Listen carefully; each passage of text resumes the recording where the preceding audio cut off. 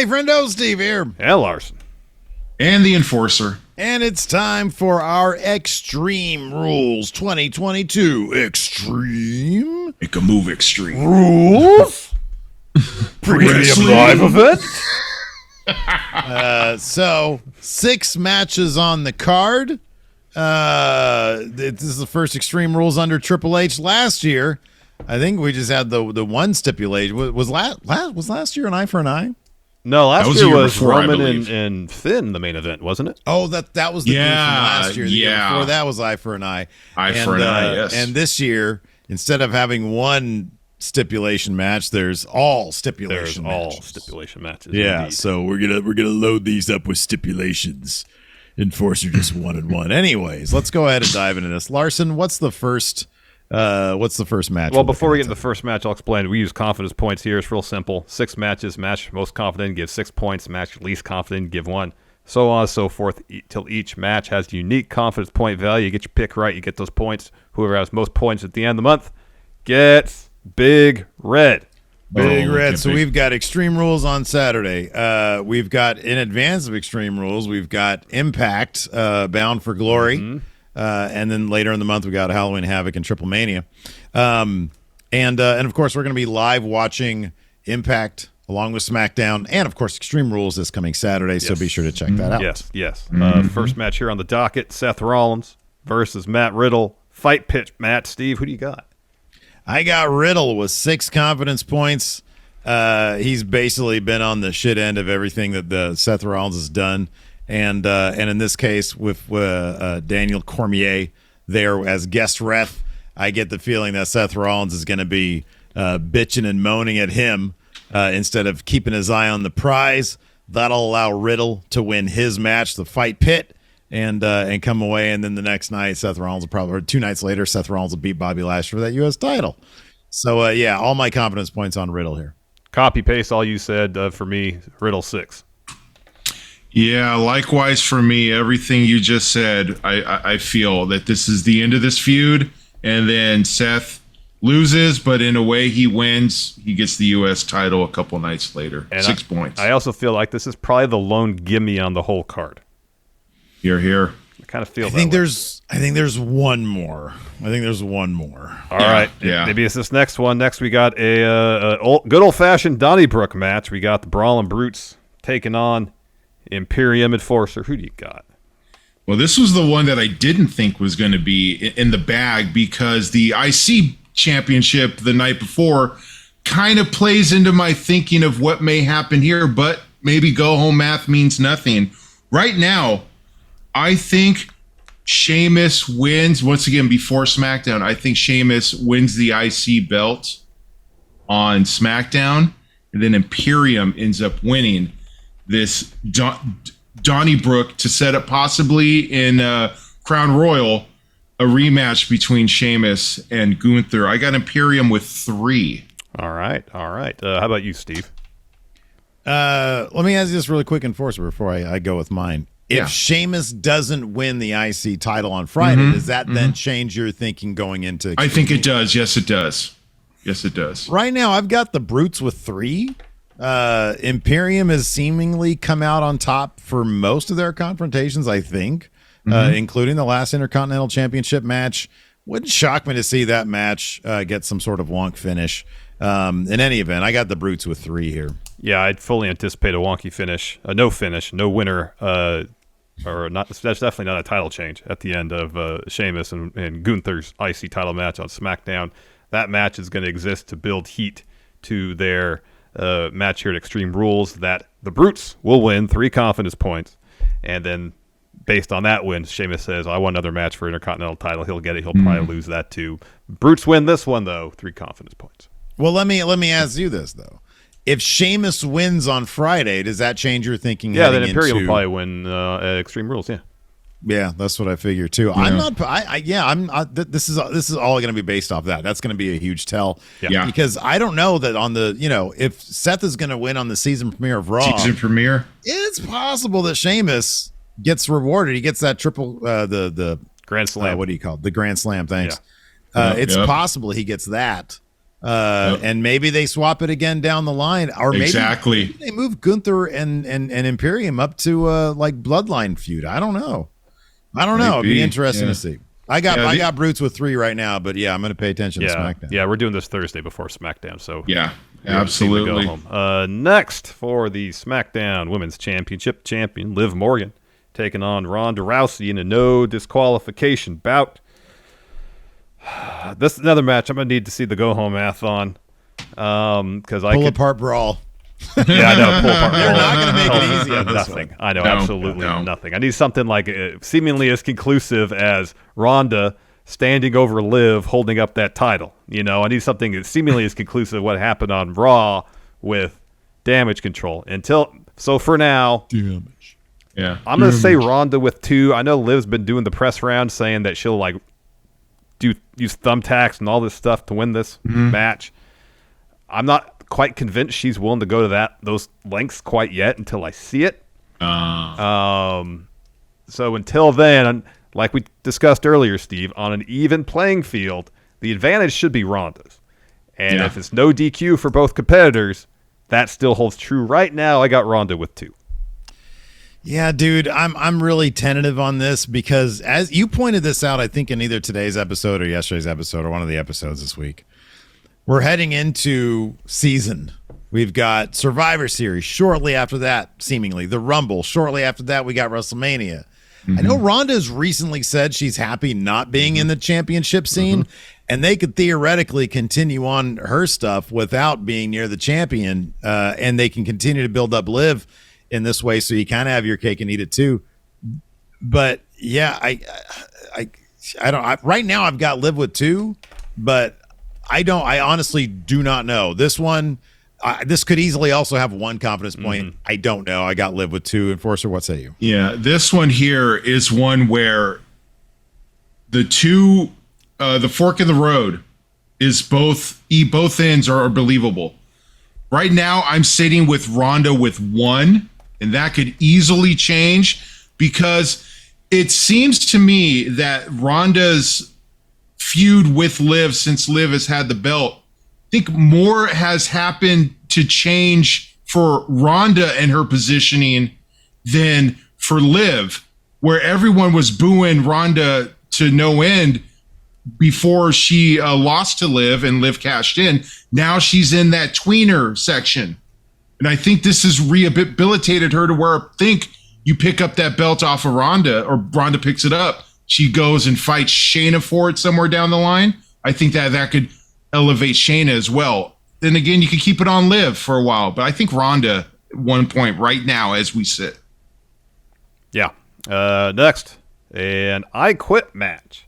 Edge, you think you know him, taking on Real Finn Balor. Finn Balor, Steve, who do you Balor got? Club. Judgment Day all the way. There's reports that Triple H really loves Finn Balor.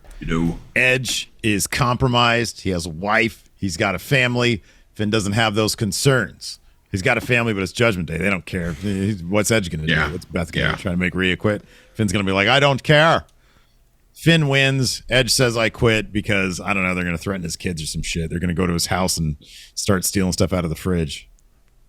More confidence points. 4. Okay. Yeah, that's exactly what I got. Finn with 4. Finn needs this win. Edge really doesn't. We don't know if since there's been some allusions to Edge through this White Bunny stuff, whether Bray or whoever the White Bunny is going to make themselves known during this bout that's going to lead to Finn's victory, or, I mean, as we said, Edge put the recipe to beat him right there on TV. Yep. He's not going to quit. Finn can't do anything to him physically to make him quit, but Rhea goes after Beth. That's something else entirely. Where's Extreme Rules again? Philadelphia. Okay, that's right. So Finn with 4.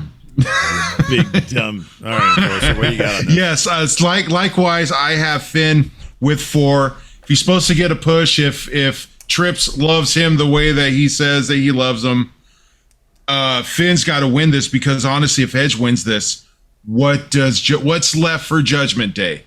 Yep. Finn Balor as we sit. Yeah, 4 confidence points right now. Man, I missed an opportunity to say in Philly, you big dumb bitch, didn't I? Yeah, exactly. Yeah. That's what I thought you were doing. Yeah, I was like, oh, okay, I was going to get out of the way. And then I'm like, well, okay, let me step in there real quick. Yeah, there you go. All right, next strap match, Drew McIntyre versus Karrion Kross. Enforcer, who you got here? This was the one that I think is the other potential gimme. Kross got to win this thing, man. It's your first big match here. It's a strap match. Thing I love about this, all of these matches, there's a reason you could go a different way because of all these steps. Strap match, even if it's a straight up match, there is Kross has Scarlett out there. Kross with 5. And I think it has to be Kross with 5. Yeah, I mean, we talked about this on our Overrun episode today about Kross having to look like a main eventer. Of course, the easiest way for that to happen is have him win. Now, I guess the thing is, this is an old school strap match where you win by touching all 4 turnbuckles. Yeah. Probably not. Yeah. But no, man. But yeah, I feel I'm not going to say this as much as a gimme as Seth versus Riddle, but it just makes all the sense in the world. And if they're really pushing Kross as a main event guy like Triple H seemingly wants to, then he has to win this. So I got Kross with 5. I kind of feel like this is the other gimme. It doesn't really do a lot for Drew to win this, but it does everything for Kross to win this, because what's Drew going to do? Go back up to the main event scene? He had the most main event thing you could possibly have in Cardiff. He does not need this at all. Kross is new again. He re-debuted. He's the Calabac at WWE. And so, I got 5 confidence points. He has to win this, whether it's because of Scarlett, because of the White Rabbit. The White Rabbit, whatever. yeah. He's got to win. Yeah, you this. think he has to win. You'd have to. Yeah, you think so. Yeah. What I'm hoping is the main event for the Raw Women's Championship, Bianca Belair versus Bayley. The go-home math would seem to indicate that Bianca's got this one. Right. This would be a gimme for Bianca. Like in terms of under Vince go-home math, 6, Bianca. That would be my response. Yeah. But you got a new administration in charge.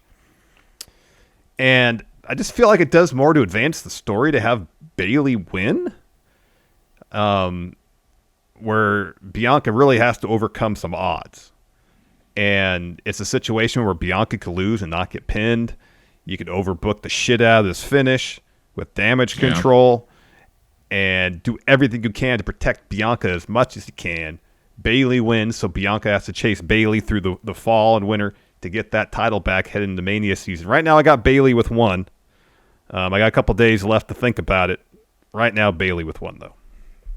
I'm with you on that. I got Bayley with 1. Everything you said is absolutely correct. I have no idea. I might, coming down to it, I might switch it up because it does. Bayley winning makes all the sense in the world. All the sense in the world. Because what have they done for the last 2 years? Bianca's beat horsewomen in the main event at Mania. This could be the 3rd year. Bayley can hold it from now until then. Bianca's had this from SummerSlam, I think. Mm-hmm. And yeah, it's been a good run. It now feels completely and totally normal for Bianca to have the title. She is as legitimate as any of the horsewomen, but to have her beat the horsewomen in at WrestleMania every single year, and the next year will be that's something. Yeah. Mm-hmm. I think that's probably what they're going to do. And if Bayley wins this, we already know Triple H loves the idea of the 2-man power trip, Undisputed Era, the whole Golden Destiny thing. Mm-hmm. Damage control's probably no different. Mm-hmm. Give them all the titles. It's a huge impact. Makes all the sense in the world. I'm actually probably considering going up to 2 on this with Bayley, even with the go-home math, because, it is what it is. Mm-hmm. Even Baron Corbin defied that sometime at one point. Yeah, he literally sat in the throne 2 weeks in a row before King still won it. Yeah, and in that case, I'd probably end up changing Liv and Ronda down to 1 and going with 2 here.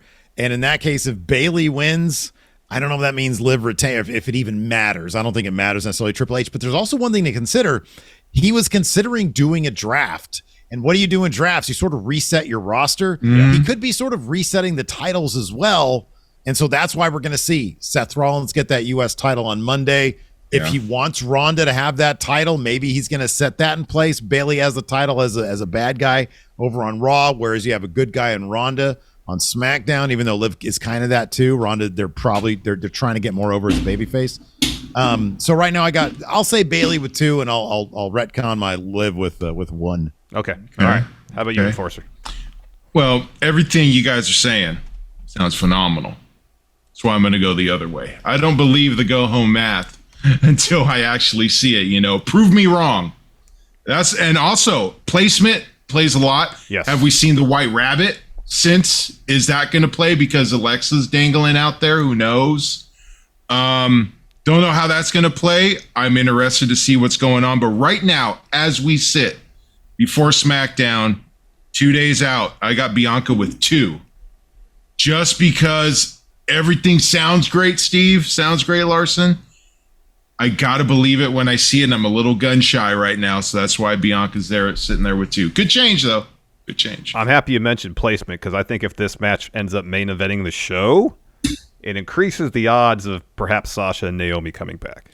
And that changes that could change everything, or it could change nothing. I mean, they could be the evening the odds, or this could be straight up 1-on-1. And then I'd mentioned this earlier. Damage Control comes out. They beat the crap out of Bianca, all 3 of them. Sasha and Naomi make the save, but don't necessarily even the odds when the actual match takes place. We saw that with Judgment Day and Ray and Edge at the last big deal, where he did what he wanted to do. The faces win, but then the bad guys get the last laugh. So we're figuring out how Triple H works things in the Triple H era here, in the Levesque era. That is correct. Yep. Anyways, that's going to do it for our predictions. Let us know what you guys think in the comments below. Be sure to hit that like button, hit that subscribe button. Tell your friends. We're going to be there on Saturday, twitch.tv/Steven Larson. Thanks for tuning in, everybody. We appreciate it. Till next time, we'll talk to you later. Goodbye. Later.